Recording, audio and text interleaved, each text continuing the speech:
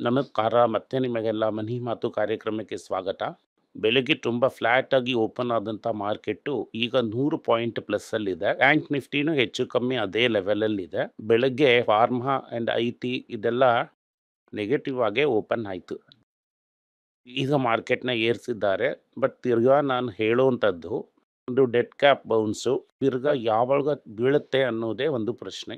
ನಿನ್ನೆ American market leave rupee 88.2ನಲ್ಲಿದೆ, 88ಅಲ್ಲೇ ಇದೆ. ಇವತ್ತು ಆರ್ ಬಿ ಐ ಡಾಲರ್ನ ಮಾರಿದ್ದಾರೆ. ಇದು ಕ್ಲಿಯರ್ ಆಗಿ ಗೊತ್ತಾಗ್ತಾ ಇದೆ. ದಿನ ಕಳೀತಾನೆ ಡೆವಲಪ್ಮೆಂಟು ಇರುತ್ತೆ. ಇನ್ನದ ಬೆಲೆ ಅಮೆರಿಕಾದಲ್ಲಿ ಇವತ್ತು ಬೆಳಗ್ಗೆ 3,500 ದಾಟಿದೆ. 3,503. ಅದಕ್ಕಿಂತ ಮುಂಚೆನೆ 20 ರೂಪಾಯಿ ಏರಿ 9,725 ಪ್ಲಸ್ ಜಿ ಎಸ್ ಟಿ ಇದೆ.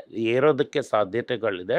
ಇದು ಅಮೆರಿಕಾದಲ್ಲಿ ಕಡಿಮೆ ಆಗಿಲ್ಲ ಅಂತಂದ್ರೆ ಇದು 9,800ವರೆಗೂ ಹೋಗುತ್ತೆ ಚಿನ್ನ.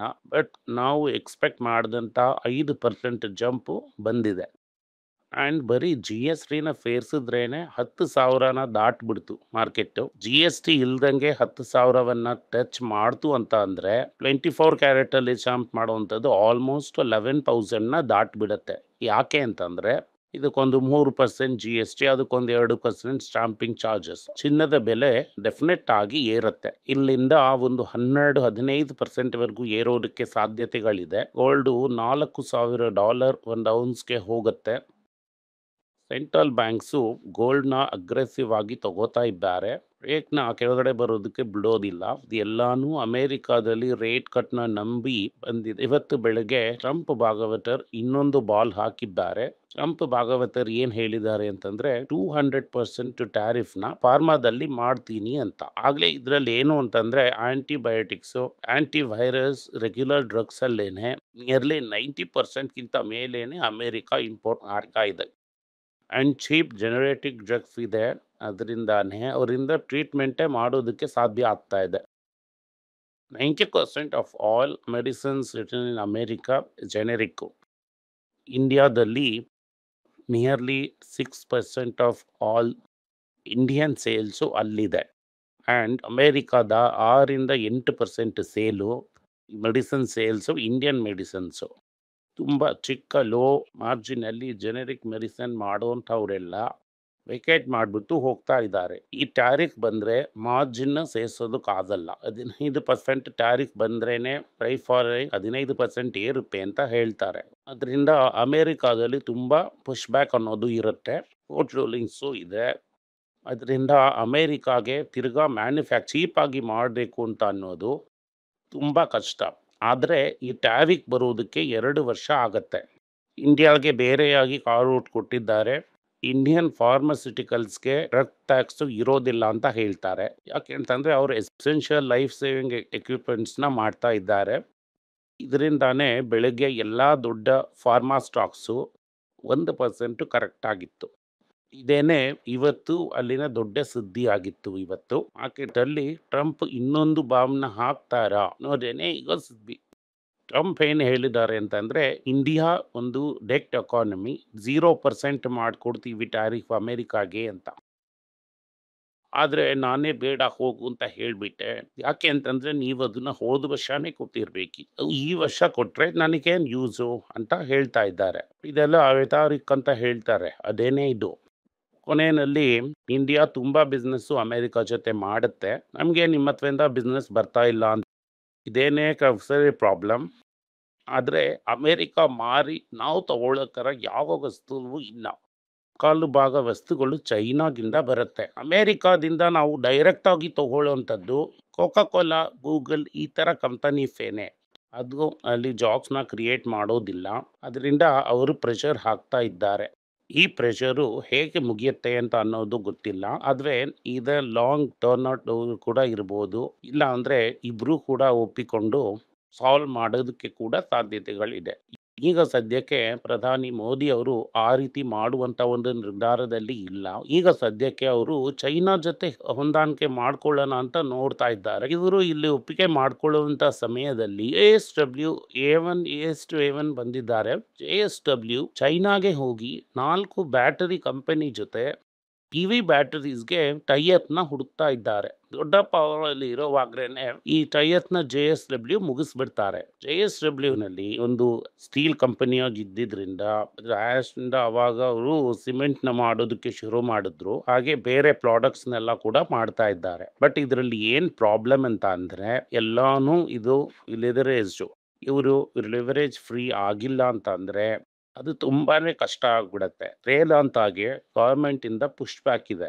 ಅವರ ಮೈನಿಂಗ್ ಎಂಪೈರ್‌ನ ಹೊರಗಡೆ ಲಿಸ್ಟ್ ಮಾಡೋದಕ್ಕೆ ಆ್ಯಂಡ್ ಡಿಮರ್ಜ್ ಮಾಡೋದಕ್ಕೆ ಅವರು ಪರ್ಮಿಷನ್ ಕೊಡಲ್ಲ ಅಂತಿದ್ದಾರೆ. ಅದರಿಂದಾನೇ ನಾನು ಹೇಳ್ತೀನಿ ಈ ಗವರ್ಮೆಂಟ್ ಅನ್ನೋದು ಫೇರ್ ವೆದರ್ ಫಿಟ್ಸ್ ಅಂತ ಹೇಳ್ಬೋದು. ವೇದಾಂತ ಸರ್ವೈವ್ ಆಗೋದಕ್ಕೆ ಆ ಡಿಮರ್ಜರ್ ತುಂಬಾ ಮುಖ್ಯ. ಡಿಮರ್ಜರ್ ವರ್ಕೌಟ್ ಆಯ್ತು ಅಂದ್ರೇನೆ ಅವರಿಂದ ಸರ್ವೈವೇ ಆಗೋದಕ್ಕಾಗುತ್ತೆ. ಅವರ ಪ್ಯಾರೆಂಟ್ ಕಂಪನಿನಲ್ಲಿ ಲಂಡನ್ನಲ್ಲಿ ಡಾಲರ್ಸಲ್ಲಿ ತುಂಬ ಲೋನ್ಸ್ನ ತಗೊಂಡಿದ್ದಾರೆ. ಅದು ರುಪಿ ಈ ವರ್ಕಿಂಗ್ ಕ್ಯಾಪಿಟಲ್ ಕೂಡ ಏರ್ತಾ ಇದೆ. ಅದರಿಂದ ಇದು ತುಂಬ ಕಷ್ಟಕರವಾದಂಥ ಒಂದು ಸಮಯ ಇವರಿಗೆ, ವೇದಾಂತದ ಓನರ್ಗೆ. ಅಶೋಕ್ ಲೈಲ್ಯಾಂಡ್ ಏನು ಮಾಡಿದ್ದಾರೆ ಅಂತಂದರೆ ಅವರು ಕೂಡ ಹೋಗಿ ಒಂದು ಬ್ಯಾಟ್ರಿ ಮ್ಯಾನುಫ್ಯಾಕ್ಚರರ್ ಜೊತೆ ಟೈಅಪ್ ಮಾಡಿದ್ದಾರೆ ಚೈನಾದಲ್ಲಿ. ಅವರು ಇಲ್ಲಿ ಪ್ಲಾಂಟ್ ಹಾಕ್ತಾರಾ ಅಥವಾ ಬರೀ ಬ್ಯಾಟ್ರಿ ಮಾತ್ರ ಸಪ್ಲೈ ಮಾಡ್ತಾರಾ ಅಂತ ಅನ್ನೋದು ಡೀಟೇಲ್ಸ್ ನಮಗೆ ಕ್ಲಿಯರ್ ಆಗಿ ಇಲ್ಲ. ಬಟ್ ಅಶೋಕ್ ಲೈಲ್ಯಾಂಡ್ ಹೇಳೋದನ್ನ ನೋಡಿದ್ರೆ ಅದು ಜಾಯಿಂಟ್ ವೆಂಚರ್ ಆಗಿ ಇರುತ್ತೆ. ಹಾಗೆ ಬ್ಯಾಟ್ರಿನ ತಗೊಂಡು ಇಲ್ಲಿ ಎಫೆಕ್ಟ್ ಮಾಡೋ ಥರ ಇರೋದಿಲ್ಲ. ಆಗಸ್ಟ್ ತಿಂಗಳಲ್ಲಿ ಪ್ಯಾಸೆಂಜರ್ ಸೇಲ್ಸ್ ಇಳಿದೋಗಿದ್ರೆ overall 7% down. Motorcycle sales ಸ್ವಲ್ಪ ಪರವಾಗಿಲ್ಲ, ಸ್ಕೂಟರ್ ಸೇಲ್ಸ್ ಕೂಡ ಪರವಾಗಿಲ್ಲ. ಆದ್ರೆ ಪ್ಯಾಸೆಂಜರ್ ವೆಹಿಕಲ್ ಸೇಲ್ಸು 7-8% ಡೌನ್. ಇವರಿಗೂ ಇದು 3 ಜನ ಕೊಟ್ಟಂತ ಫಿಗರ್ಸು ಯಾವುದು ಸರಿ ಇಲ್ಲ. ಮಾರುತಿ 7.5% ಡೌನು. ಚಿಕ್ಕ ಲೆವೆಲಲ್ಲಿ ಮಾಡುವಂತ ಕಾರ್ಸ್ ಕೂಡ down, sales down. First time ಒಂದು ಲಕ್ಸುರಿ ಕಾರ್ ಸೇಲ್ಸ್ ಕೂಡ ಕಡಿಮೆ ಆಗಿದೆ. ಸೊ ಈ ಚೇಂಜಸ್ನ ಮುಂದಿನ ವಾರ ಎಕ್ಸ್ಪೆಕ್ಟ್ ಮಾಡ್ಬೋದು ಅಂತ ನಾನು ಅನ್ಕೋತೀನಿ. ಮುಂದೆ ಬರುವಂಥ ಸೋಮವಾರದಲ್ಲಿ ಒಳಗಡೆ ಇದನ್ನು ಅನೌನ್ಸ್ ಮಾಡ್ತಾರೆ.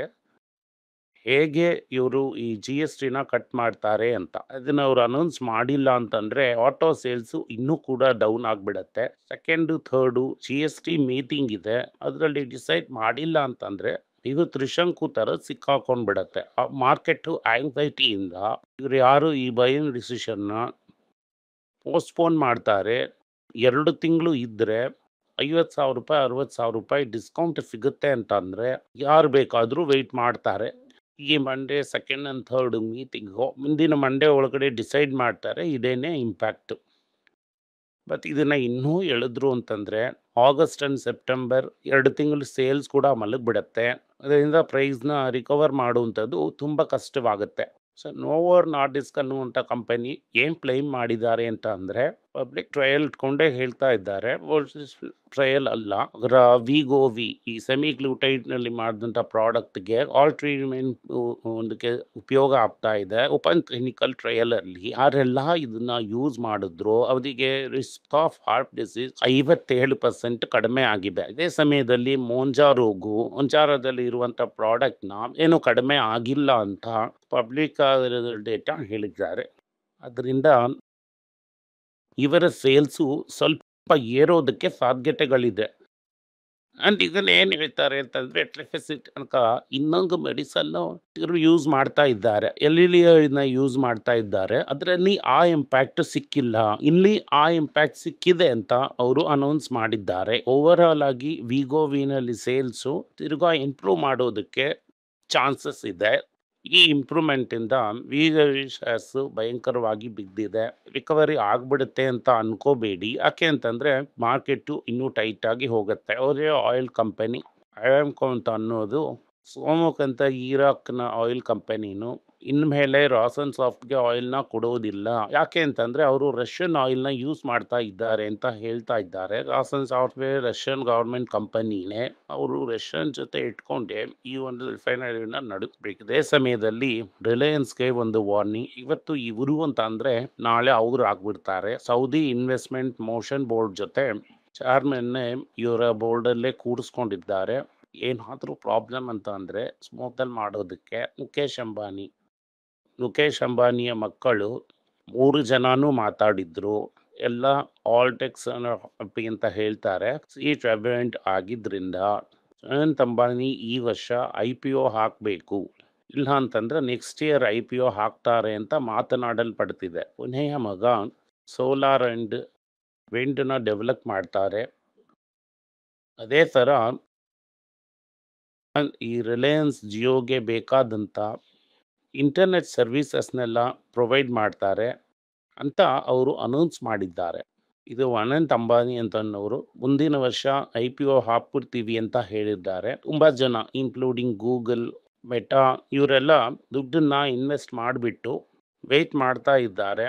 ಅವರಿಗೆ ಈ ಲಿಸ್ಟಿಂಗು ಒಂದು ಒಳ್ಳೆ ಎಕ್ಸಿಟ್ ಆಪರ್ಚುನಿಟಿ ಆಗಿ ಇರುತ್ತೆ. Zudio and other high style ಬ್ರ್ಯಾಂಡ್ಸ್‌ಗೆ ಸ್ಟಾಕ್ ಕಡಿಮೆ ಆಗಿದೆ ಎಂಡ್ ಆಫ್ ಸೀಸನ್‌ನಲ್ಲಿ. ಬಾಂಗ್ಲಾದೇಶದಿಂದ ಡೈರೆಕ್ಟ್ ಆಗಿ ಇಂಡಿಯಾ ಇಂಪೋರ್ಟ್ ಮಾಡ್ತಾ ಇತ್ತು. ಆ ಇಂಪೋರ್ಟ್‌ನ ಬೈ ರೋಡ್ ಗವರ್ಮೆಂಟ್ ನಿಲ್ಲಿಸ್ಬಿಟ್ಟಿದ್ದಾರೆ. 2 ಸೀ ಪೋರ್ಟ್ ಮುಖಾಂತರನೇ ಇಂಪೋರ್ಟ್ ಮಾಡಬೇಕು ಅಂತ ಹೇಳಿದ್ದಾರೆ. ಎಕ್ಸ್ಟ್ರಾ 2 ವಾರ ಸಪ್ಲೈ ಡಿಲೇ ಆಗ್ತಾ ಇದೆ. ಇದರಿಂದ ಝೂಡಿಯೋ ಅಂಡ್ ಅದರ್ ಬ್ರ್ಯಾಂಡ್ಸ್ ಅಲ್ಲಿ ಸ್ಟಾಕ್ ಕಡಿಮೆ ಆಗುತ್ತೆ ಅಂತ ಸ್ಪೆಕ್ಯುಲೇಷನ್ಸ್ ಜಾಸ್ತಿ ಆಗಿದೆ.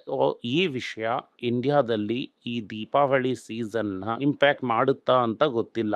ಈ GST ಹ್ಯಾಂಗಿಂಗು ಓವರ್ ಆಲ್ ಆಗಿ ಹಲವು ಬಿಸ್ನೆಸ್‌ನ ಅಫೆಕ್ಟ್ ಮಾಡ್ತಾ ಇದೆ. ಯಾಕೆ ಅಂತಂದ್ರೆ ಎಲ್ಲರೂ ಪೋಸ್ಟ್‌ಪೋನ್ ಮಾಡ್ಬಿಡ್ತಾರೆ ಪರ್ಚೇಸಸ್. ಅಟಾಕಿ ಲಿಸ್ಟ್ಸ್ ಅಲ್ಲಿ ಇರುವಂತಹ ಸ್ಟಾಕ್ಸ್‌ನ ಕನ್ಸಿಡರ್ ಮಾಡಿ ಇವತ್ತು ಬೆಳಗ್ಗೆ ಮಾರ್ಕೆಟ್ ಲೋ ಆಗಿತ್ತು. ಅವಕಾಶ ಸಿಗುತ್ತೆ. ಅವಕಾಶ ಸಿಕ್ಕಿದಾಗ ಕನ್ಸಿಸ್ಟೆಂಟ್ ಆಗಿ ಇನ್ವೆಸ್ಟ್ ಮಾಡಿ. ಧನ್ಯವಾದಗಳು.